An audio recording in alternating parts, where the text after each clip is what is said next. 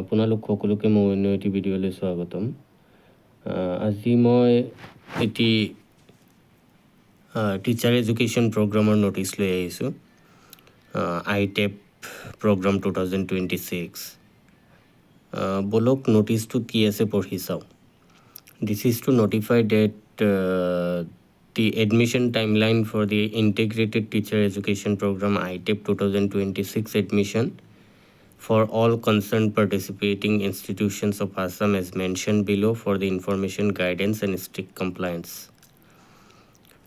মানে ইয়াত ITEP 2026-ৰ যোনটো এণ্ট্ৰেন্স এক্সাম হৈ গৈছে তাৰপিছতে এডমিশ্যনছ প্ৰক্ৰিয়া ইতিমধ্যে ঘোষণা কৰা হৈছে, টাইমলাইন দিয়া হৈছে। ইয়াত ৰেজিষ্ট্ৰেশ্যন এণ্ড প্ৰগ্ৰাম চিলেকশ্যন আৰম্ভ হ'ব 10 জুলাইৰ পৰা 16 জুলাইলৈকে। তাৰপিছত মেৰিট লিষ্ট ওলাব 17 জুলাই আৰু 18 জুলাই। তাৰপিছত এডমিশ্যন হ'ব ফাৰ্ষ্ট মেৰিট লিষ্টৰ 20 জুলাই আৰু 21 জুলাই তাৰিখে।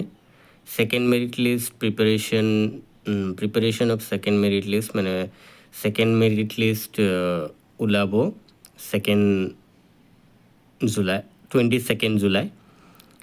তাৰপিছত ছেকেণ্ড মেৰিট লিষ্টৰ এডমিশ্যন প্ৰক্ৰিয়া আৰম্ভ হ'ব 23 জুলাই পৰা 24 জুলাইলৈকে। তাৰপিছত যদি মানে ৰিকুৱাৰমেণ্ট থাকে থাৰ্ড মেৰিট লিষ্ট ওলাব 25 তাৰিখে আৰু এডমিশ্যন হ'ব 27 আৰু 28 জুলাই তাৰিখে। তাৰপিছত স্পট এডমিশ্যনো আছে 29 আৰু 30 জুলাই। তাৰপিছত কৈছে যে all candidates seeking admission to ITEP 2026 are required to note the following. তলত দিয়া কিছুমান কণ্ডিশ্যনছ আছে, সেইখিনি আমি চাওঁ। Mandatory registration on the official পৰ্টেলত ৰেজিষ্ট্ৰেশ্যনটো বাধ্যতামূলক। এই যে HTTPS Assam এডমি itep.somort.ac.in index PHP এই লিংকটোত গৈ আপোনালোকে ৰেজিষ্ট্ৰেশ্যন কৰিব লাগিব অফিচিয়েল পৰ্টেলত।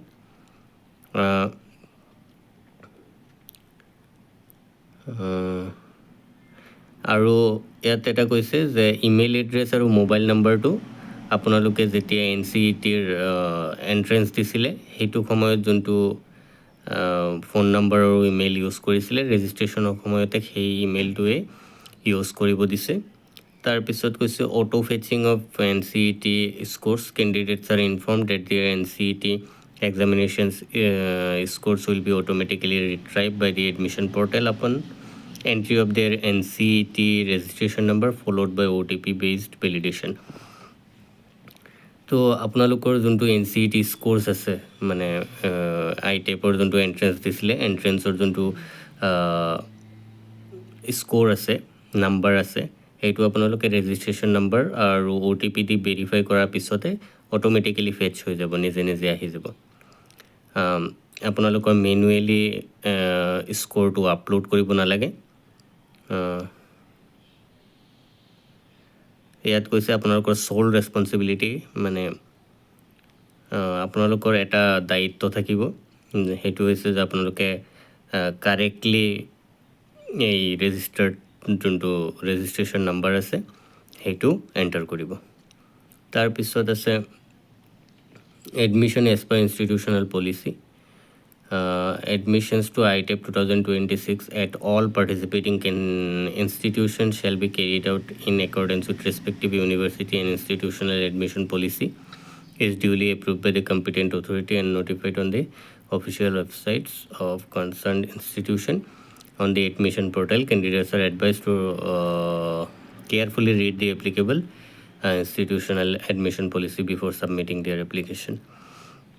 তো আপোনালোকে যোনটো কলেজ চিলেক্ট কৰিছে, মানে চিলেক্ট কৰিব এডমিশ্যনৰ কাৰণে, তাত কিছুমান ইনষ্টিটিউশ্যনেল পলিচি থাকিব, সেইখিনি আপোনালোকে পঢ়ি তাৰপিছতহে এপ্লাই কৰিব।